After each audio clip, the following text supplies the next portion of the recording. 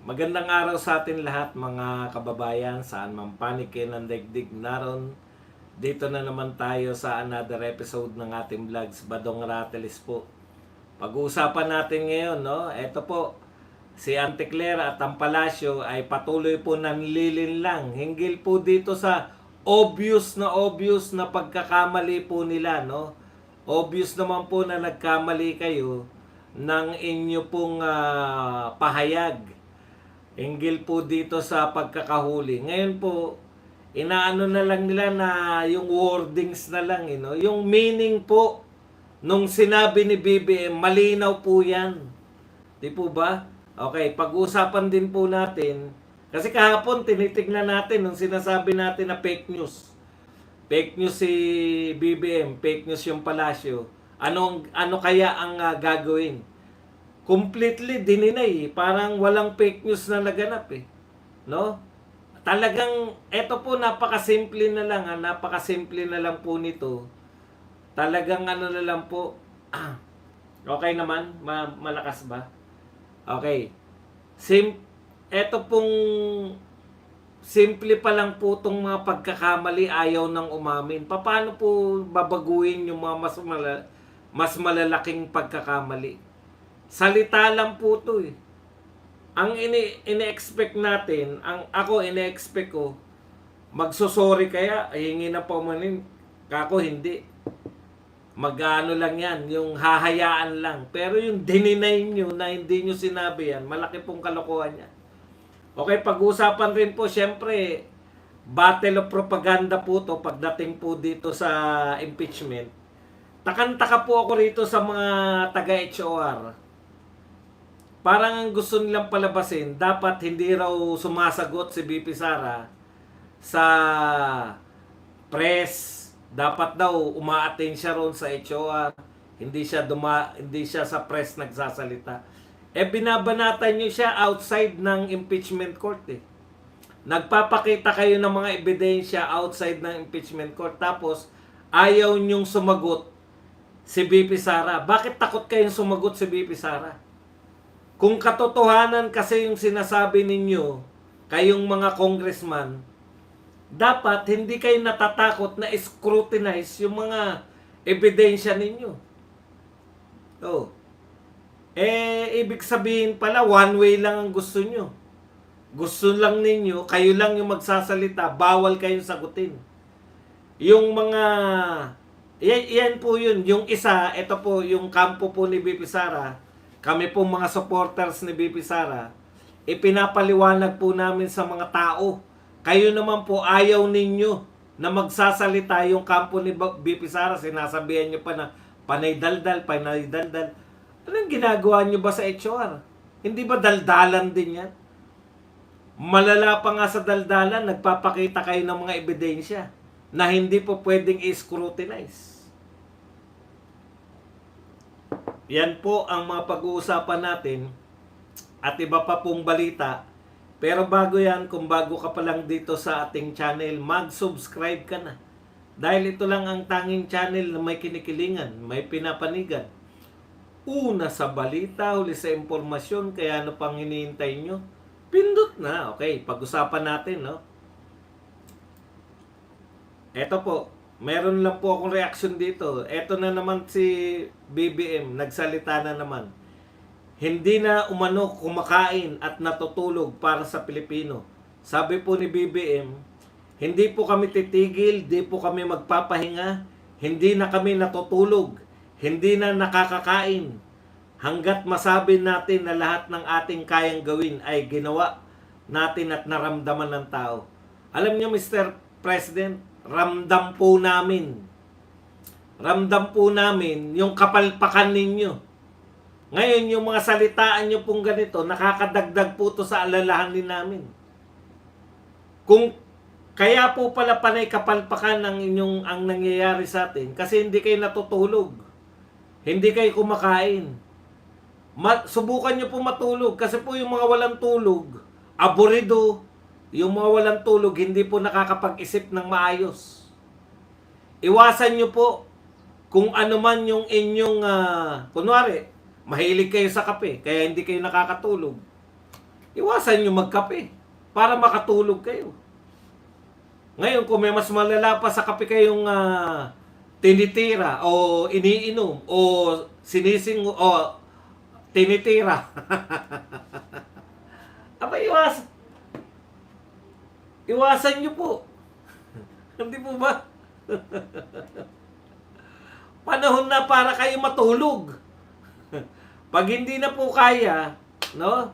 Kasi alam niyo po, Mr. President, nag-hallucinate po yung mga taong hindi natutulog. No wonder, nakakakita po kayo ng mga hinuhuli na hindi naman po pala nahuli. Magtataka pa ba kami, hindi pala kayo natutulog? Mr. President, tulog-tulog din, paminsan-minsan. Okay. Eto na po tayo, no? Sa balita po, kahapon nagsalita yung DOJ na walang arestong naganap, no? Sinabi po nila yung kahapon, hindi po totoo na may naaresto si Saldico. Hindi rin totoo na nakadetine. Okay. Ang problema po sa atin, in-announce po to ni Mr. President mismo. Ano ba yung sinabi ni Mr. President? Para lang po, yung eksaktong sinabi niya, para po maging fair tayo sa lahat. Kasi, ginugulo nyo eh. Sinasabi nyo ngayon ni Auntie Claire na walang walang sinabi si BBM. Ano ba talaga yung sinabi ni BBM hinggil po dyan, no? Kasi mahirap po ngayon na binabago na ninyo, ilang araw pa lang yung nakakalipas. Asa na ba yung sinabi ni BBM? Dapat mahuli natin eh. What did BBM actually says?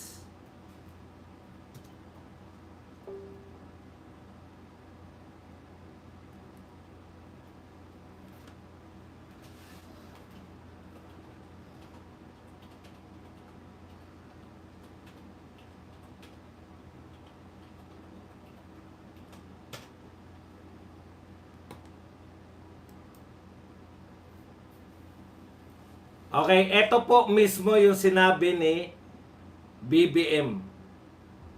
President BBM announced on April 16 that former Ako Bicol Party List Representative Saldico had been caught.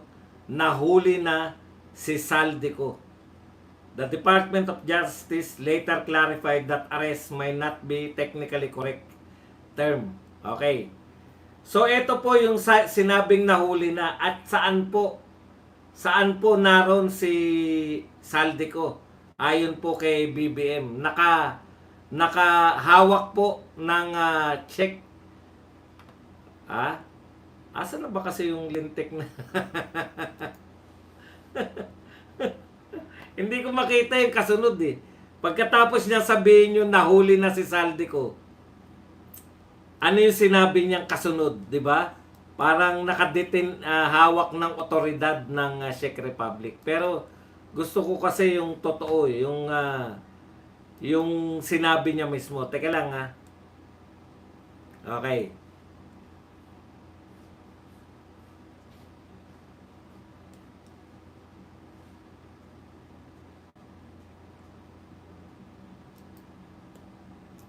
Nabura na kasi itong mga balita ngayon eh. Lintik na yan, bakit nyo binura?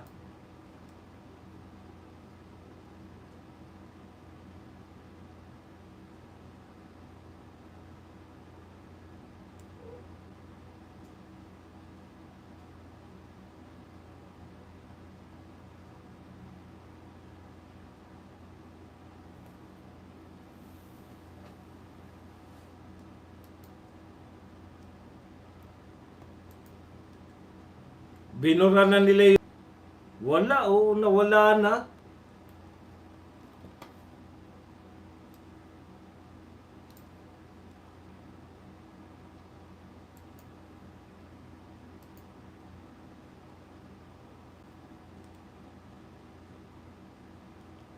Okay.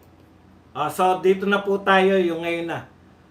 Ang sinasabi po kasi, di ba alam natin, sabi ni BBM, eto sigurado tayo sinabi niya to, nahuli na si Saldico at siya po ay nasa hawak ng Czech authorities. Yan pa, di ba? Nambura ng post. Wala na yung post eh. Hindi ko na makita yung mga post na balita ni BBM. Talagang magkakasabwat magkakasabwat tong PCO tsaka tong Marcos admin. Okay. So eto po, pinabubulaanan na ngayon. Ang sabi natin nung nagsalita po yung DOJ, sabi ng DOJ, hindi totoo na naaresto si Saldico. Ngayon, ang sinasabi naman ngayon ni Claire Castro, iginiit na walang sinabi si PBBM na naaresto si Saldico. Ang sabi lang umano ay nahuli. Alam po ninyo, wordings lang po yan eh. Kahit tignan nyo po yung meaning. Tama po, malawak yung meaning ng nahuli. 'Di ba? Nahuli ka. Pwedeng, nahuli kita. O, ito, tignan natin kung ano tong inano niya, no. Wag na. Ano yung nakalagay dyan mismo? Ano yung sinabi dyan, JCC? Tinignan ko yung hindi ako makakapag-link kasi wala ako sa wala ako sa totoong panyanyari. Wala po ako dun sa correct, nahuli lang. 'Di ba? Maraming meaning yung nahuli, parang general siya. Pero naaresto kasi, ang ibig sabihin nila ngayon, legal term yan na dumaan sa mga otoridad. Okay. So yung nahuli, pwedeng huli ka, di ba? May ginagawa ka dyan, huli. Di ba? Pwedeng nakita ka ng misis mo, galing kayo ng motel, huli. Totoo po yun, pero hindi po yan yung meaning nung sinabi ni BBM na nahuli si Saldico. Sinabi nahuli si Saldico dahil sa kakulangan sa mga dokumento, 'di ba? Kaya siya ay hawak ngayon ng otoridad. Ibig sabihin may legal po na paglabag sa batas. Ano po yung paglabag sa batas kung bakit nahuli? Maaring paikutin yan, ibig sabihin, isa sa inyo ng loloko.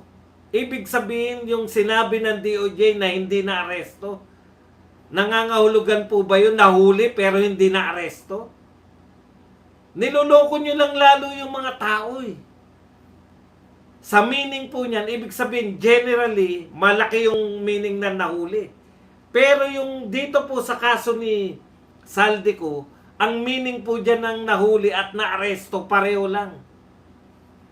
Hindi naman siya nahuli siya dahil siya ay may kalaguyo. Nahuli siya dahil siya ay, hindi po eh. Nahuli siya dahil sa kakulangan ng dokumento. Kaya ang pinag-uusapan, kung siya ba i-extradite or ano yung mas madali raw? Yung ikaw ibabalik o extradite yung papadaanin sa korte. Samantalang yung isa, mas madali yung dahil wala kang papeles, pauuwiin ka. Ano na nga tawag doon? Ano na nga yung tawag doon sa pauuwiin ka lang, yung deport.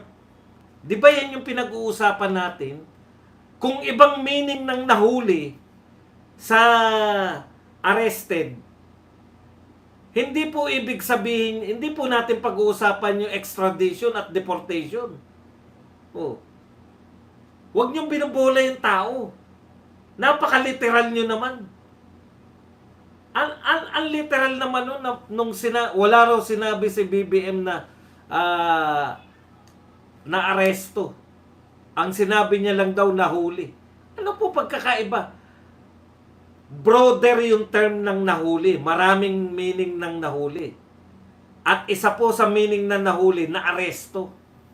This time, ito pong kay Saldico, ang kahulugan niyan, na aresto siya doon ng Czech Republic, mga otoridad sa Czech Republic, dahil sa kakulangan niya ng papeles to travel.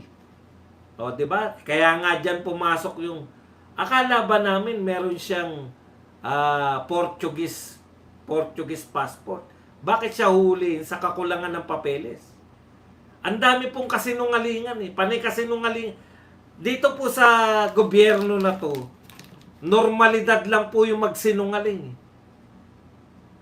Ang laki po ng problema natin, malaki na nga po yung problema natin, hindi na nga po nagtitiwala, may trust issue na nga. Lahat na nga po ng sinasabi, hindi po ako ang nag-notify, hindi po akong YouTube po yan. Sino po bang ayaw mag-notify sa inyo? YouTube po yan. Huwag po kayong ano. Okay. Sabi, may Portuguese passport, tapos bigla nahuli dahil sa kakulangan ng papeles. Kaya ang labo po eh. Lahat ng otoridad, maski po yung ating ambassador, hindi po nagsasabi. Ngayon, ito po kasi ang hinala namin eh. Sinabi ni BBM, hindi pagkakamali po ba yan ng intelligence natin? Kung pagkakamali po yan ng intelligence natin, malaki talaga magiging problema ng Pilipinas. Yung simpleng na-aresto ba at nahuli, tapos ang gagawin na lang po, sasaluhin na lang ng mga pilosopong tao na katulad ni Auntie Claire. Hindi nyo pwedeng saluhin yan na magkaiba yung nahuli at na-aresto. Ang isang halimbawa ng nahuli ay na-aresto. Tama po yun. Maraming meaning yung nahuli. Pero isa po sa meaning ng nahuli ay na-aresto. Nahuli ka, na-aresto ka. Sa kaso ni Saldico, na-aresto siya. Sa meaning ni BBM. Ano po bang meaning ng nahuli na hawak ng otoridad ng Czech Republic? Ano po bang meaning ng nahuli na ang pinag-uusapan natin ay deportation or extradition? Ano pong meaning ng nahuli kung hindi siya na-aresto, nahuli siya? Ano po yung meaning ng nahuli na hindi po pwedeng... Kaya yun yung nakakabwisit eh. Lahat po ng katwiran nito ni Auntie Claire, ng ating gobyerno, ng House of Representatives, applicable lang sa mga bobo. Huwag niyo pong binobobo yung mga Pilipino. Gutom na nga, binobobo niyo pa. Ang taas-taas na nga ng mga bilihin, binobobo niyo pa kami sa mga paliwanag niyo. Yan yung nakakainit ng ulo lalo eh. Ang hinihintay namin, paano ipapaliwanag ni Auntie Claire? Putya, hindi po pinaliwanag, sinabi lang, dininay lang, hindi nagsalita na naaresto. Hindi nga sinabing naaresto, nahuli ang sinabi. Panay na lang kayo, ano ibig nyo sabihin? O sige, nahuli. Ibig nyo sabihin, nahuli, hindi naaresto? Sige, patulan na natin. Hindi na aresto. Ibig nyo sabihin, nahuli si Saldico. Nasaan na si Saldico ngayon? Nahuli pala. Sabi nyo, hawak ng otoridad. Bakit hindi alam ng mga taga-Prague? Bakit hindi alam ng mga taga-Czech Republic na may nahuli silang Saldico? O wag na yung salitang arrested. Kasi tinitwist-twist nyo lang eh. Hindi na siya na-aresto, nahuli siya. Anong ginawa pagkatapos nahuli? Hindi nyo rin alam. Maghanap na naman kayo ng paliwanag. Sige, nahuli siya. Hindi siya na-aresto. So, nasan na ngayon si Saldico? Sino may hawak? Alam nyo ba, latest, sabi nila, posible daw na hindi na hawak ng Czech Republic. Puta, anong klaseng kalokohan yan? Pinaglalaban ninyo na nahuli pero hindi na-aresto. Tapos ngayon naman, sasabihin nyo naman, posible raw na hindi na hawak ng Czech Republic. Oh. Huli pero di kulong. PCO, tahimik na inedit ang news article sa kanilang website. Ini-edit nyo pala eh. Huli pero hindi kulong. Ito po, ang sabi po ng DOJ ngayon, no guarantee Saldico is still in Czech Republic, says DOJ Chief Bida. So, ang sinasabi ngayon ng DOJ, teka muna, baka wala na, no guarantee Saldico is still in Czech Republic. Wala raw garantiya na nasa Czech Republic pa si Saldico. Oh, iba na naman, di ba? Bakit hindi nyo malaman kung nasa Czech Republic o hindi? Totoo bang nakulong siya? Wag na yung totoo bang nahuli siya? Wag na yung naaresto. Patulan na natin. Hindi sinabi na aresto, nahuli lang. Totoo ba siyang nahuli? Ngayon, ang sinasabi nyo, wala raw sa Czech Republic. Pinakawalan ba nung nahuli? Ano ang kwento? Nasa Mars ba yan? Bakit hirap na hirap tayo? Wala po ba tayong mga ambassador dyan? Tanggalin na po natin yung mga ambassador natin.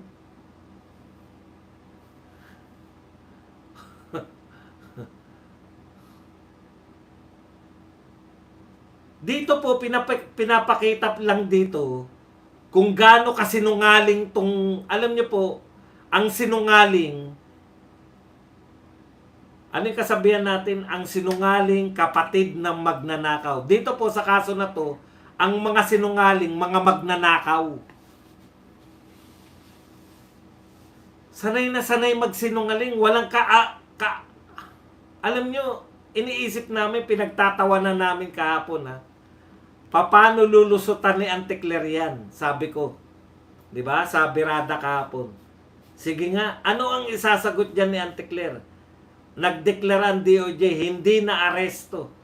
Yung pala ang sasabihin, kaya pala hindi na aresto dahil nahuli lang daw, hindi raw siya na aresto.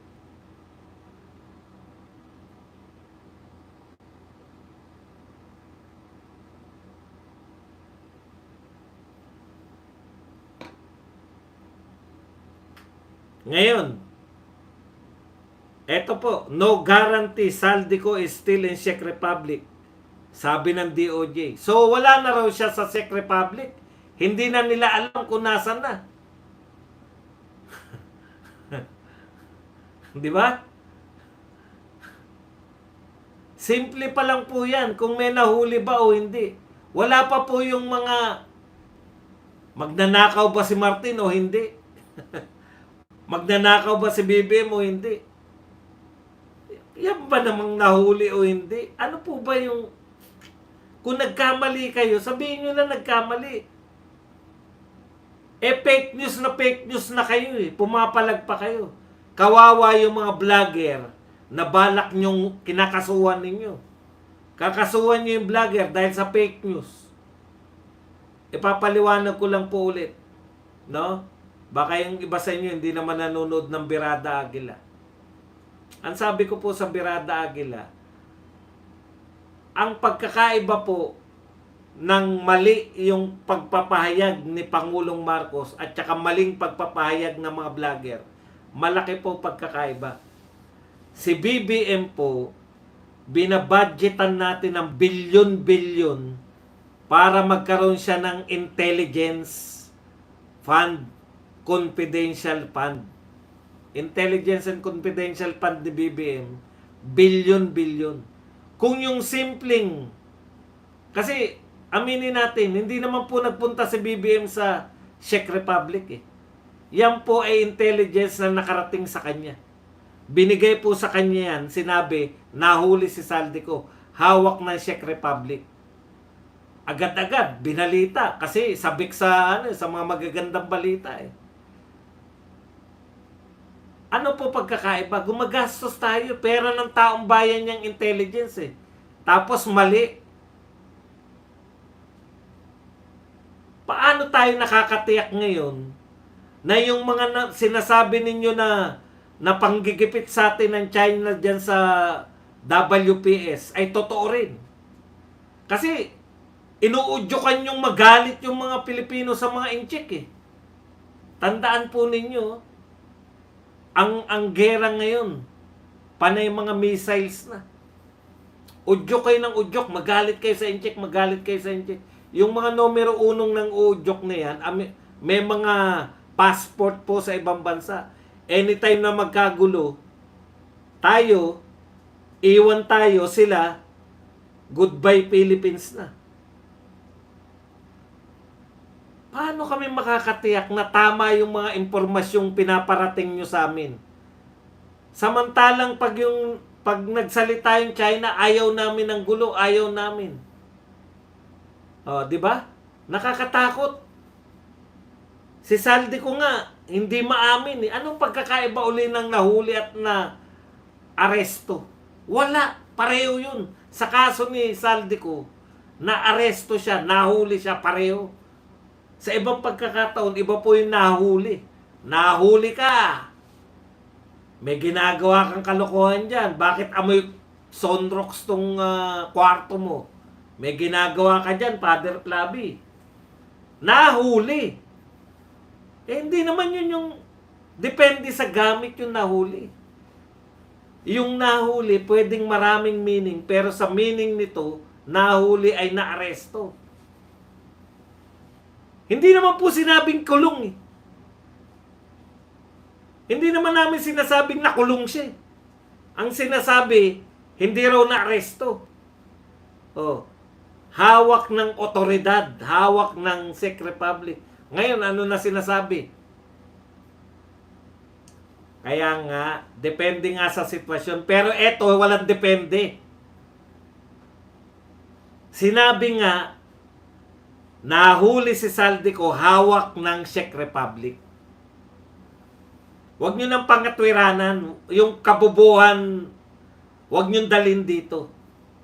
Hindi po tayo nang bobobo dito eh. Binubobo na nga tayo, pinangangatwiranan nyo pa.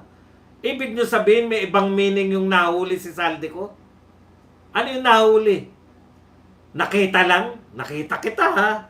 Nahuli yun? Naaresto po. Huwag nyo nang pangatwiranan yan. Okay. So, wala na si Saldi ko sa Czech Republic. O hindi na sila sigurado na narin pa siya sa Czech Republic.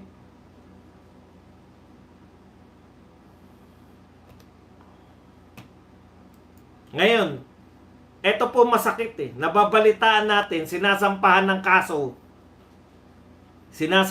kaso yung mga vlogger pag nape-fake news. Hindi nyo ba alam na walang intelligence yung mga vlogger? Hindi po lahat ng vlogger matatalino. Marami po sa mga vlogger, lalo na po mga Duterte vlogger, matatapang. Wala pong kaduda-duda. Pero hindi po lahat kasing tatalino ni Badong.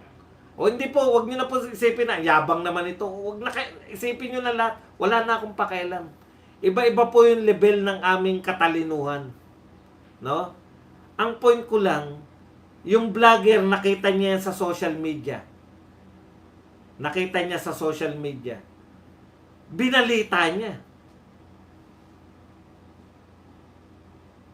Paano nyo na siguro na hindi fake news yan o fake news? Hindi rin alam ng vlogger. Maaaring biktima rin siya. At dahil biktima siya, kakasuhan na siya ng gobyerno. Magalit si Kalbo eh.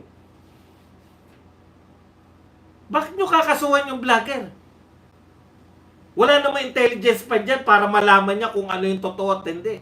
Samantalang yung presidente, mayroong intelligence fund na galing sa pondo ng bayan. Ang pondo ng bayan, galing po yan sa tax ng mamamayan. Pwede siyang magkamali. Kahit binabudgetan natin siya ng bilyon-bilyon, pwedeng magkamali. Pero yung mga vlogger, na ang kasangkapan lang cellphone o kaya computer, bawal magkamali. May kaso pag nagkamali. Nakita nyo po kung gaano sila ka-unfair? It's unfair. Hi, unfair. Kaklase ko si unfair.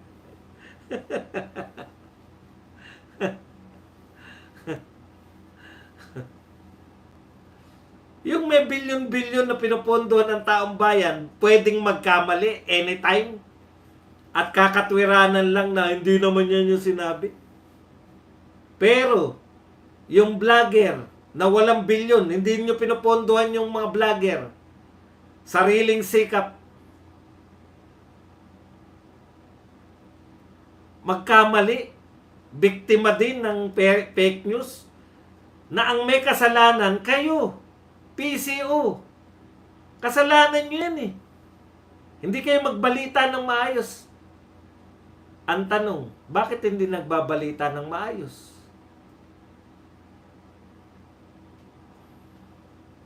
Hindi, Amper babae yan si Amper.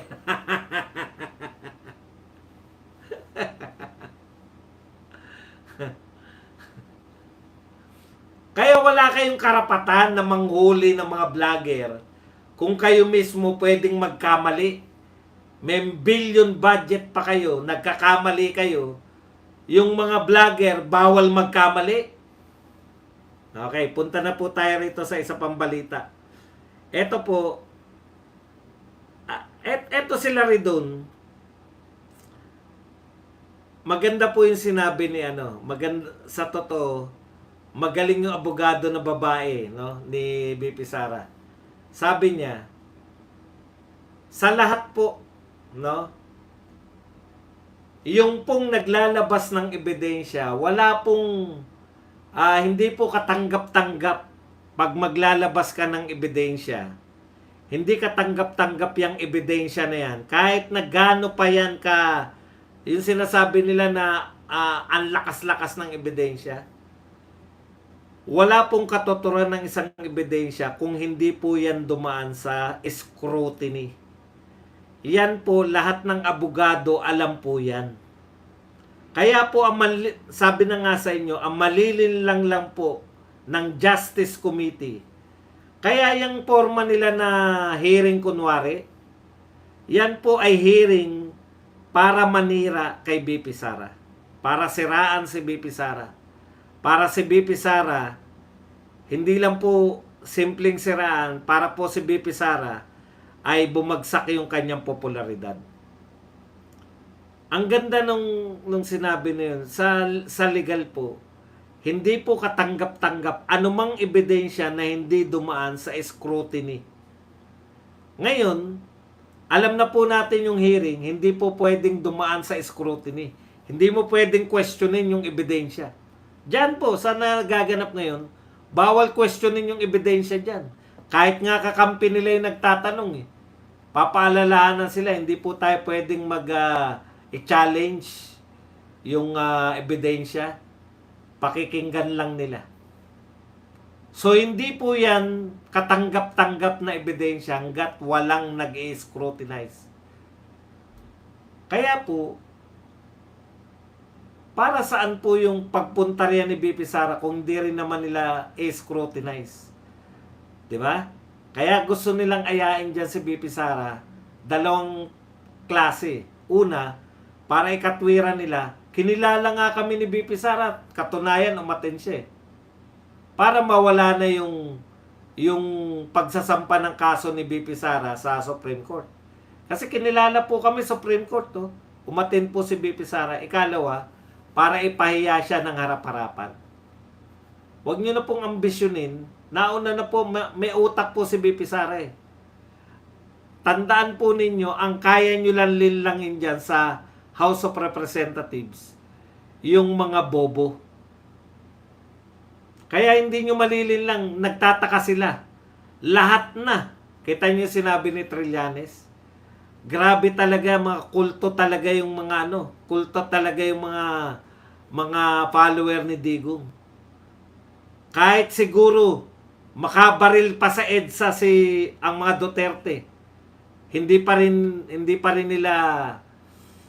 Hindi pa rin nila patuloy pa rin silang magpapalo sa mga Duterte. Kahit mamaril na sa EDSA. Hindi po. Matatalino lang ang mga follower ni Tatay Digong. Yung average ng talino, mas matatalino po kaysa sa mga DDH o Duterte diehard haters. Bakit po? Kasi ang mga DDH, pinapaniwala nyo sa mga kasinungalingan. Imagine nyo, sasabihin nyo ganito, may bilyong transaksyon, pumasok, lumabas kay BP Sara, bilyon-bilyon. Tapos, ang kanyang salin, milyon lang. Imagine po ninyo. Bobo lang po yung maniniwala na dapat bilyon din yung salin ni BP Sara. Bakit? Kasi po, sa negosyo, alam po ng lahat ng tao na hindi lahat ng benta mo ay pera mo. Nakuha po ninyo?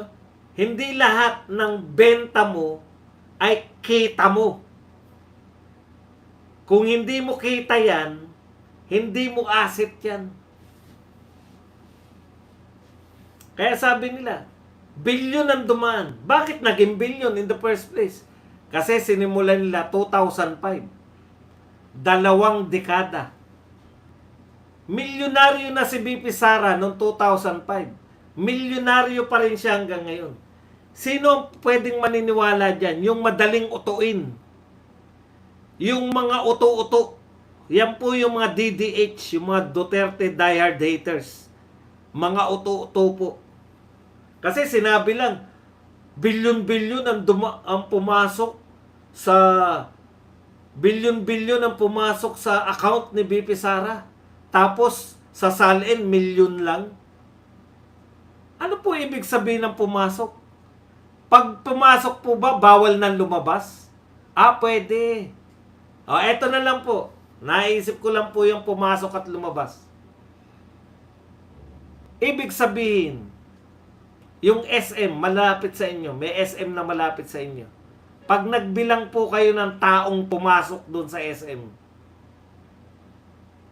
halimbawa sa 1 taon, may pumasok na 1 milyon. Ibig bang sabihin, ang tao ngayon dyan sa SM nyo, 1 milyon? Hindi. Bakit? Lumalabas eh.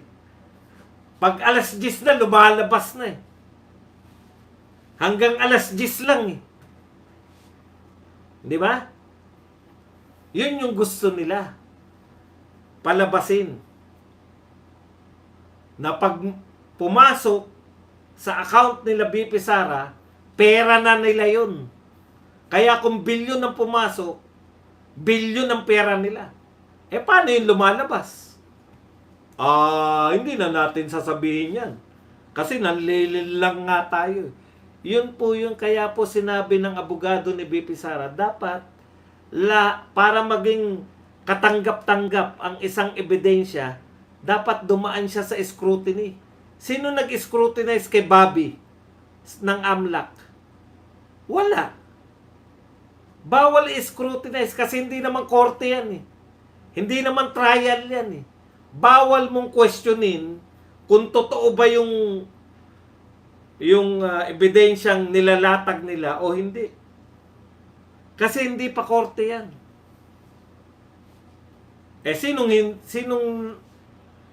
Sino pong maniniwala dyan? Yung mga madaling utuin.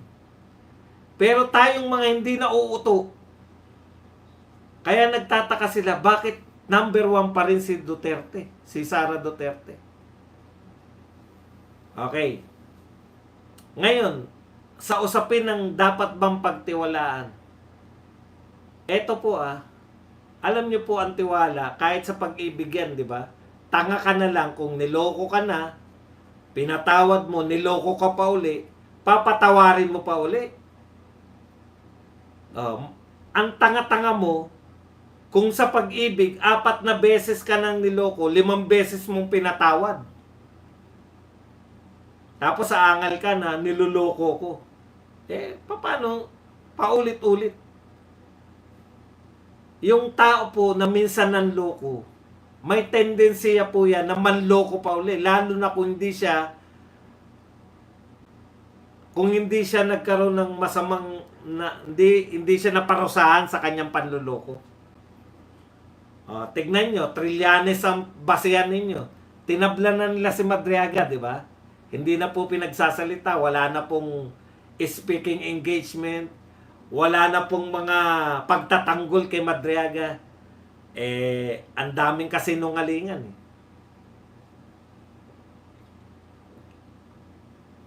Balik Trillanes sila. Ipapaalala ko lang po, si Trillanes po noong 2021, convicted libel case.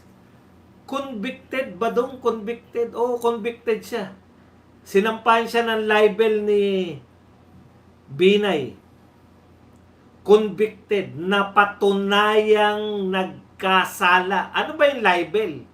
Paninira. Paninirang puri. Convicted libel pala yan eh. Bakit pinaniniwalaan pa rin? Yun na nga. Bakit nyo pinaniniwalaan pa rin? May conviction na nga yan na libelous nga yung kanyang statement. Eto pa isa. Yung AMLAC nung, tignan lang natin alam ko 2017 to eh. Yung AMLAC noong 2017, naglabas po ng pahayag.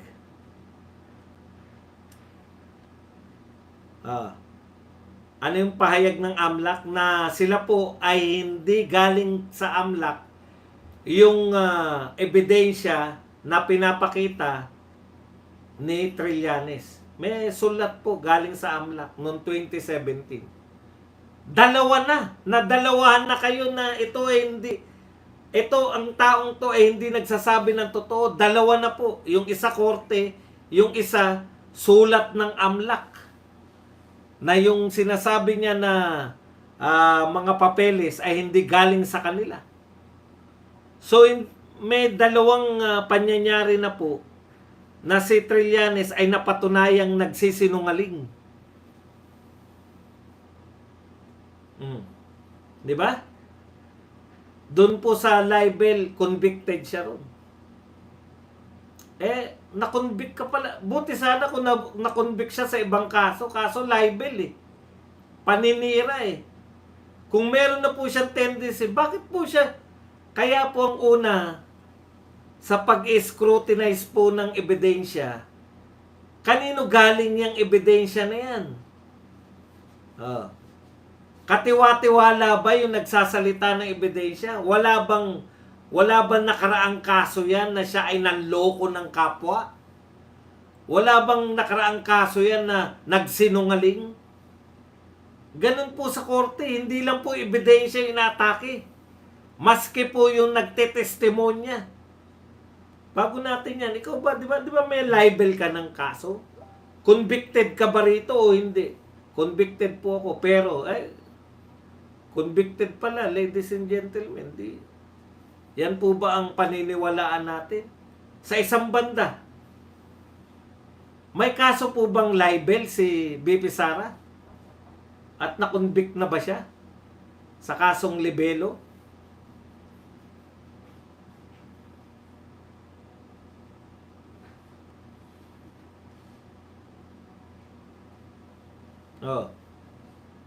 Wala pa. Sino po katitiwala? In fact, si BP Sara, halos lahat ng sinasabi niya, masasabi nga natin prophetic eh. Ang pagkakaiba lang po, hindi po siya nanghuhula. Yung mga propeta kasi sa future eh. Si BP Sara, nagsasalita ngayon, hindi ka panipaniwala dahil parang imposible. Pero matutuklasan natin na totoo pala. Halimbawa po, sinabi niya, siya po ang kauna-unahang nagsalita bago pa matuklasan yung mga flood control issues na yan. Bago pa po yan, sinabi na po ni BP Sara na 2 tao ang may control ng budget ng Pilipinas. Hindi po prophetic eh. Kasi ang prophetic hindi pa nagaganap eh. 'Di ba? Magaganap pa lang. Pero ito kay BP Sara, alam niya sa experience niya. Pero at that time, nung sinabi ni BP Sara yan, na may control ng budget si Martin at si Saldico, ang hirap paniwalaan kasi hindi pa na-expose to eh. Nung na-expose itong flood control fiasco na to, doon natin natuklasan, tama pala si BP Sara. Si Martin nga pala at si Saldico ang may hawak ng budget. Sino po ang pagtitiwalaan ninyo? Si Trillanes na merong libel case, merong mga, ang dami po, bukod po doon sa conviction, may mga nakasampa pang libel cases sa kanya. At saka merong pasabi o AMLAC na pinabulaanan na galing sa kanila hindi ko na alam, hindi ko na matandaan kung saan niya nilatag yun eh. Yan yata yung pinaghubad niya si Bongo at saka si Pulong ng damit.